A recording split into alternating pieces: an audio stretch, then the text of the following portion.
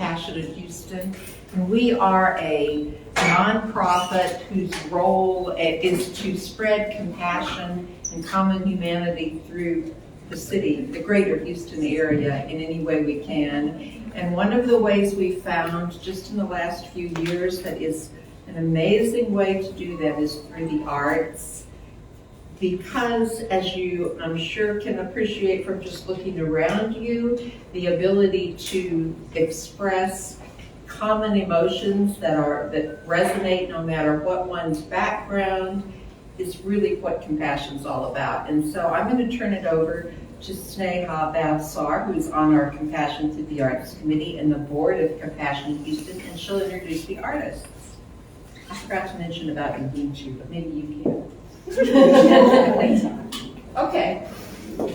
Thank you, Pam, and thank all of you for coming in today. And we have some amazing artists as part of Compassion Through the Arts initiative. And this is an initiative developed by Compassionate Houston in order to identify, highlight, and financially support artists whose work actually promotes compassion throughout our community. And the artists that we've selected for this particular initiative actually span multiple disciplines. Today we're honoring and celebrating our visual artists. And we also have artists from the literary arts as well as musical arts. And as a committee of compassionate artists, we have Robin. Robin, would you raise your hand? She is actually the representative on our committee for the literary arts. And then Kenneth Gale, who couldn't make it today, is the musical arts. And I am Sneha Bavsar, and I represent the visual arts for our committee. So thank you again. And I know we all want to hear what our artists have to say, so I'll introduce them. This is Joy, Victor Ancheta, and Anne Houang. And I will go ahead and pass it on so they can talk about the work that they do and how they spread compassion through their creative process. Thanks. Okay. Thank you for being here, everybody. My name is Killjoy, and I'm so honored to be standing here with these two amazing artists. And so, for the sake of time, because I could definitely talk about this all day, I will just rush through the meaning of what these pieces are. For this show, I've included puppets, painting, and prints. So I will talk about this real quick. These are large-scale puppets that me and my group, Kitchen Table Puppets and Press, do. We usually are involved in actions and interventions with large-scale cardboard puppets. These things probably weigh 5 pounds maximum. This is probably like 4 pounds maximum. But to not get mired in the details, I stick on topic. Okay. So this is an earth deity surrounded by what I call camote kids. Camote is the Nahuatl word for sweet potato. This word camote also exists across the world in the Philippines. So that to say that there is a violent history of colonization around the world, but to me some points of light is that an indigenous word from the Americas exists and is in use across the globe in the archipelago known as the Philippines. Puppets. I don't want to keep y'all here because I could definitely talk about camote all day long. But with that idea in mind, it does come into this painting. This is a painting called From Acapulco from archipelago to Acapulco, referencing the Manila galleon trade, which was the violent trade when Spain came and colonized both the land known as Mexico and the archipelago known as the Philippines. These are things from that trade that now are staples of the Mexican diet: mango, coconut, tamarind. This structure is called a palapa. Palapa is actually a Tagalog word that means palm and is a common structure along the Mexican coast. This is the xolotzcuintli, the hairless Mexican dog, and the lapu lapu fish, named after the warrior who took down Magellan. I'm just rushing through over to these prints here. These are street prints, so they're hand-pulled prints. It's a series of 6, but featured here are 5. These have a special background to me, a project I was really honored to be part of. I worked with a cohort of youth who had been previously incarcerated, and they did workshop series talking about writing poetry, talking about a future without prisons and what that would look like.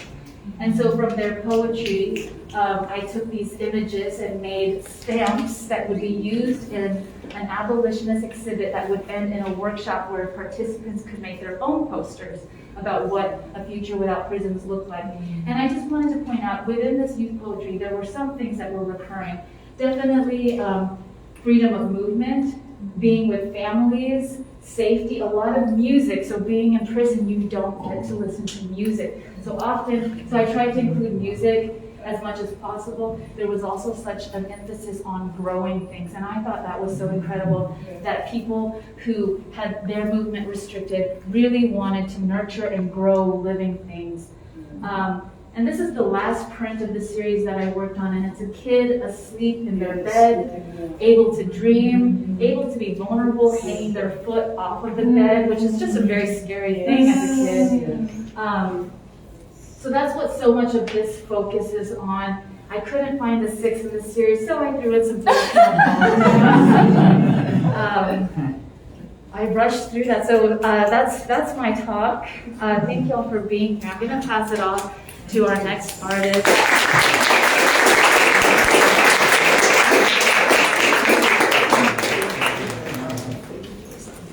Hello, everyone. My name is Victor Ancheta. ¿Cómo and I just want to say salamat, or many thank you to everybody who came and just to join us and to be here. First off, I want to say thank you to Compassionate Houston, Pam, Neha, Dr. Robin Davidson, Kenya, and everybody else, and to the Young Center for being such a wonderful host and for just helping us create these pieces. So I just want to say thank you again. So let's actually walk a little bit to my piece behind you guys. So I'll start here. So this particular piece is called Tumba Tumba. And Tumba Tumba is a play on words. So Tumba in Tagalog means to fall. It also, when you say Tumba Tumba, also means a rocking chair. In Spanish, it means a tomb. A lot of my work lately has been, honestly, I will just be honest, has been about mortality and just processing personal tragedies, family tragedies. So this particular piece speaks about my trying to make sense of everything that has happened to my life, in particular with my father's passing and my mother's passing. My father's passing when I was 3 years old was a very, very formative, I guess. Like, it just shaped my family and my personality. Growing up without a dad, you go through a lot of struggles. And growing up as a gay brown kid is even that's even more wonderful. But to cut it really short, this piece really is just about exploring those themes, and particularly the Filipino tradition of recuerdos de patay, which is the death portraits that were popular in the turn of the century. In the Philippines, you would take photographs or commission an artist to paint a dead loved one, essentially, and keep those portraits as mementos. So having said that, I find some, I guess, in some ways, some kind of healing in making this work. It really forced me to just wrestle and grapple with everything that is in my head. I would start with talking a little bit about the symbolism here.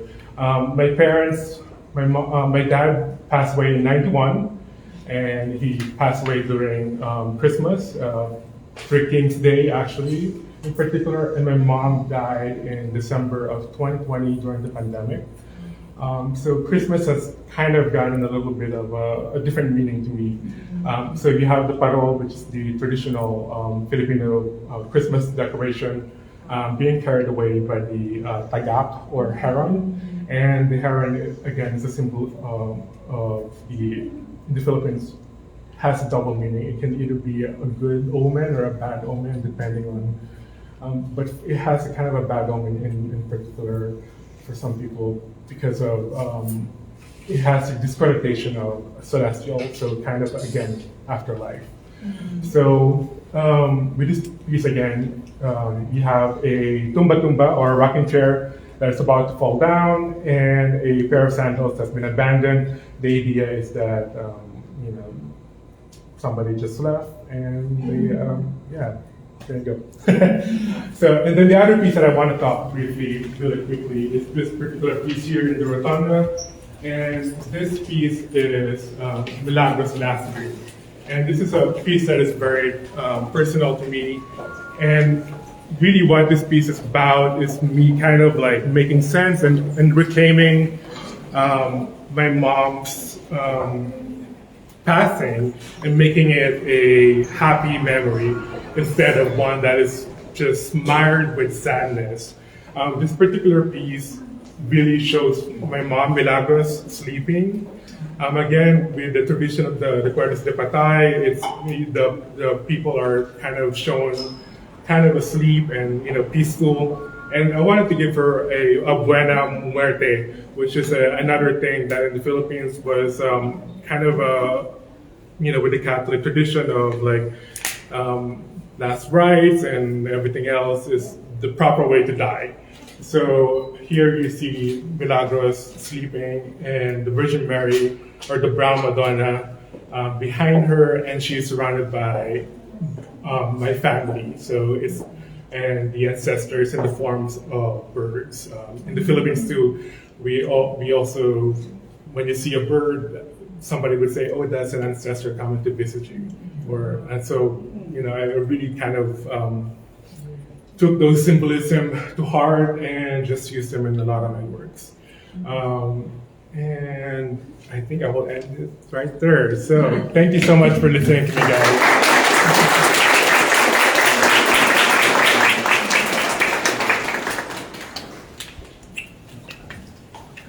Hi, my name is Anne, and I'm the storyteller and photographer who is displayed in the gallery on the right-hand side. And before I talk about my work, I would like to thank the Young Center and Compassionate Houston for organizing such a beautiful exhibition and allowing us to share our work with you. I'm so happy to be with you here tonight. And since I've met Compassionate Houston 2 years ago, they've really given me lots of support and many opportunities to share my work with different audiences, and I'm very grateful for that. And actually that motivated me to start to register my own practice called Together Collaborative that is focused on the art of seeing and storytelling with communities.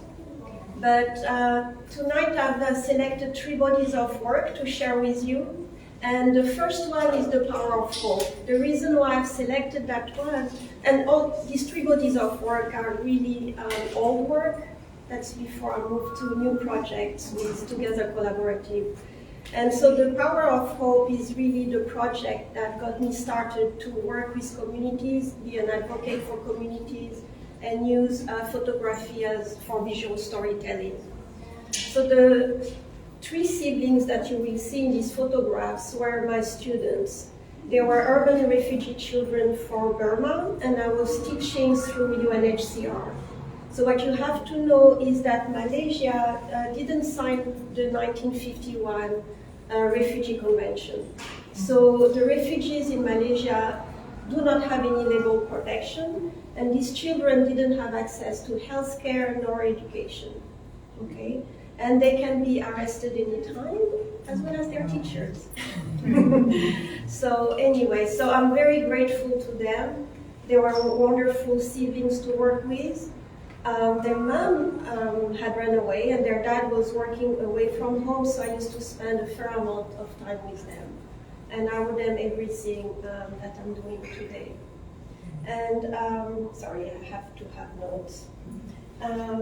The other project that is on display was created in Malaysia on Tonle Sap Lake, and you can read more about this while you look at the exhibition. The last project that I would like to spend time on is Embrace My Story, and that one was created in Houston in collaboration with Fund Houston, and it was funded by the City of Houston through the Houston Arts Alliance. What's very special about this project is that it's a participatory storytelling project, meaning that the participants, the refugee community with whom we worked, owned their story, created their own photograph. So when you enter the gallery, the front wall, all these images are images and stories that were created and told by the refugee community at FAM Houston. It's mainly a Congolese refugee community with a few other countries in Central Africa. So this project started before COVID, and then COVID happened. So fortunately, it's a storytelling project that doesn't focus only on photography, but also on sharing their stories. So we kept going on Zoom and shared stories about displacement, community, home, identity, and dreams. And actually, Ceci Norman, who is here, facilitated this workshop with me. We've met, 10 years ago? Almost. And since then, we've never stopped working together. So that's wonderful. And that's what I want to do with Together Collaborative. I want to bring other artists with other way of thinking and artistic practice to work together with communities. And the other artist that worked with me is Habiba Hochstad. And Habiba created the wire sculptures that are on display with the women. Then there is another thing I'd like to share. I haven't used my books. I would like to share this book. So Kimberly Mayer and I met at FAM Houston before COVID. We both came for our own storytelling projects. And then COVID happened, and we said, well, we are not going to walk away like that. So we decided to volunteer for FAM Houston and became staff volunteer for about a year before our project started again. And Kim actually helped FAM Houston start a farm, and you have the information in the gallery. It's called Shambaya Amani, or the Farm of Peace. You can go there, buy your fresh vegetables, fresh bouquet of flowers, and they also have beehives. But what happened is that Kim also wrote a book called Accidental Sisters, and I love that book, and that's what we all wear. Kim, Habiba, Sisi, I, the staff at FAM Houston, and the Women's Empowerment Group. That's what we became during the pandemic. And this is a wonderful book. I highly recommend it. It's beautifully written, and it weaves together stories of refugee women from Iran, Iraq, Syria. And there is in there the story of Esperance that you can see in the gallery holding an okra in her hand. And Esperance, there is no one who carries her name better because it means hope in French. And in the book, she's got an alias. She's called Elikia. So, and there is another book in the gallery, which is a book I made about the power of hope, a handmade book. And the last thing I'd like to say is that we all, when we tell these stories, we want to tell them with hope, respect. We want to empower the communities to reach their full potential. You know, when refugees come here,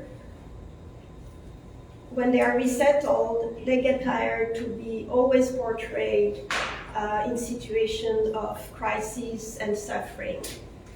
So we have to tell their stories with humanity, and we have to create stories that do not create pity, but pushes us to support, to provide the support that they need in order to reach their full potential.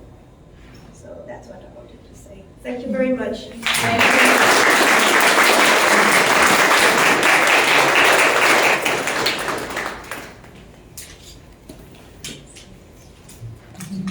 Thank you, everybody. Thank you. Thank you.